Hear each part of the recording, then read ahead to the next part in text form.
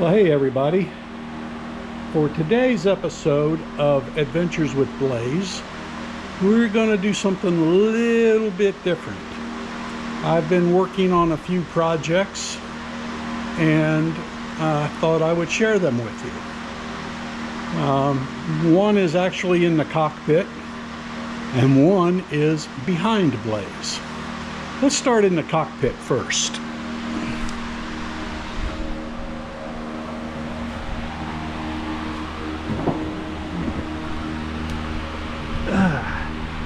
Here you can see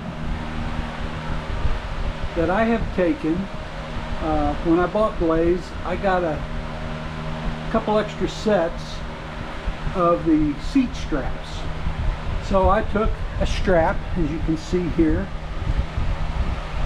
glued it to the underside with Goop Marine, E6000 Shoe Goop. It's got various names.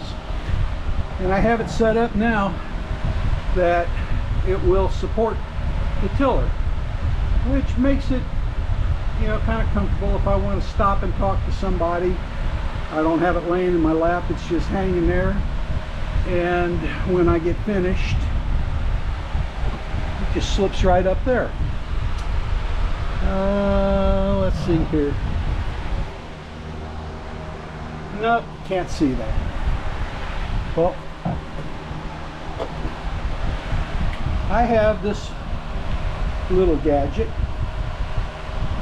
and I'll show you what that's for here in a minute.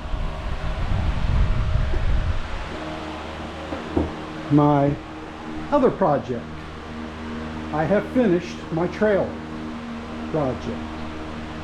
This trailer actually started out life about 5 years ago as a trailer for my dog.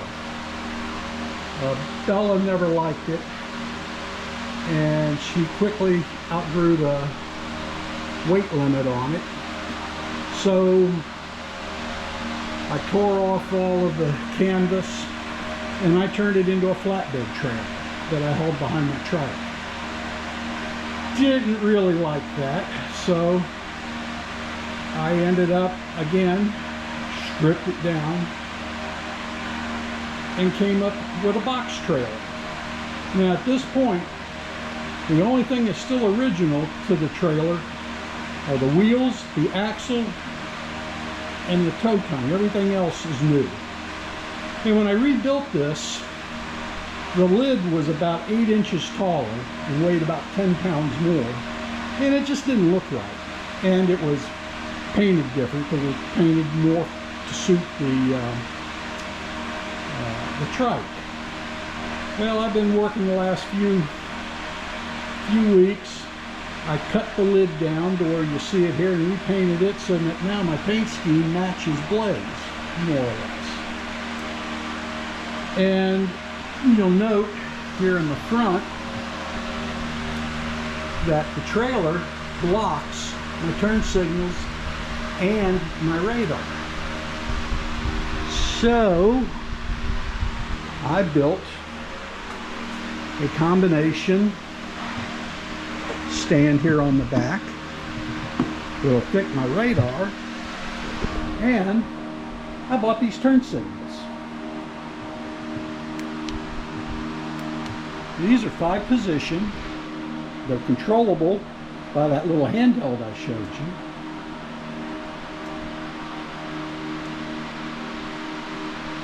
And this is the way that I plan to use it, like that. And I can take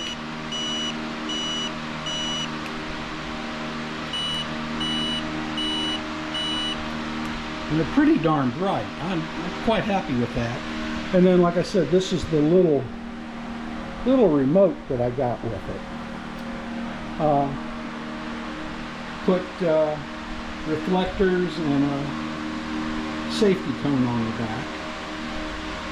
And you can see here to let me know that it's on. Every once in a while I get that flash. Then I turn these off. And we're good.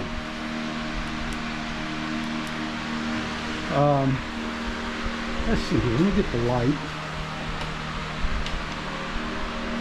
I took a piece of Velcro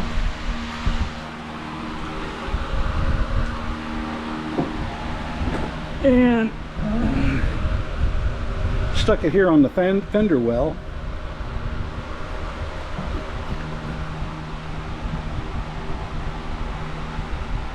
What the heck happened here? Okay, got it down here on the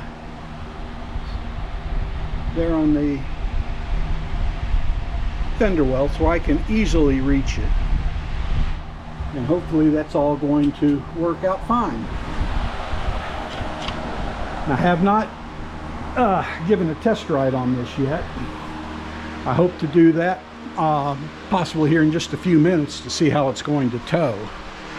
I don't really anticipate any issues with that. When I had it in its last configuration with the bigger box on it, I towed it with the trike and it towed real well, so I don't anticipate any real issues there. Might slow me down a little bit, but that's the way it is. And I've got another project started, so let's go outside and I'll show you what I got going there.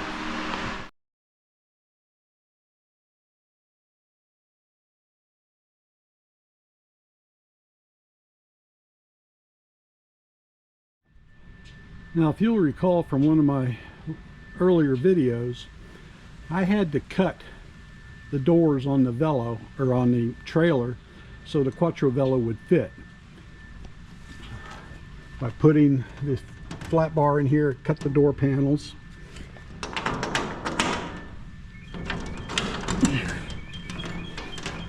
These panels would slide out, and the back end of it stuck out about like this.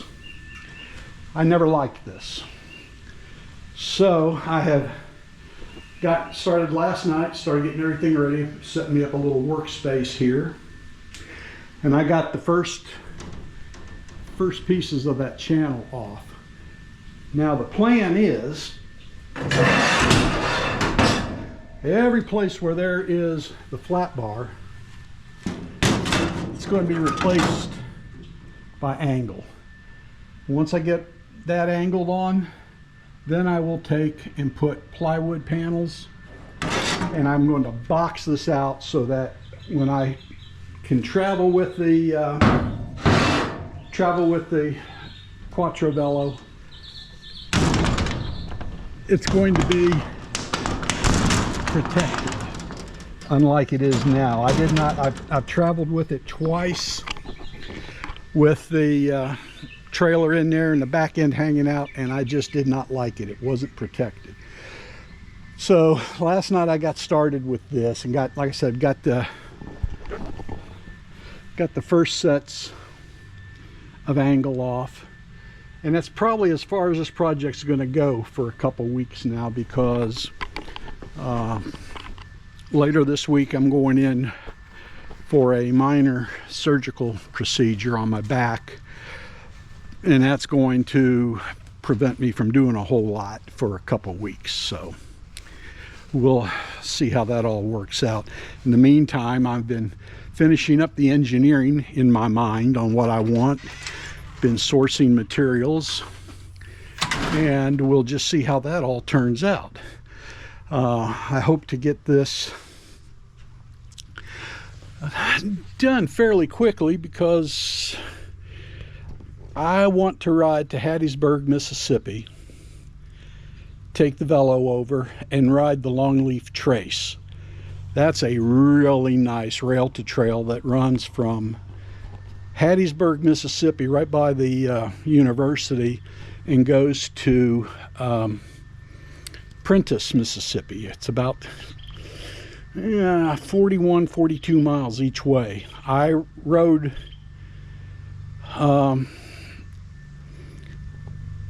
three-quarters of it back in 2013 on the trike. I rode out to Bassfield and back, which gave me my first Century ride, 100 kilometers. And I want to take and ride the whole thing this next go around. So I hope to do that this year. But again, before I do that, I need to get the trailer fixed, because I don't want to drive roughly 90 miles with the backside of the Velo hanging out. So that's pretty much what I've got going, what I've been going through. Probably won't get another video out until after I start riding again. I hope to be able to ride, depending on weather. It's been kind of weird.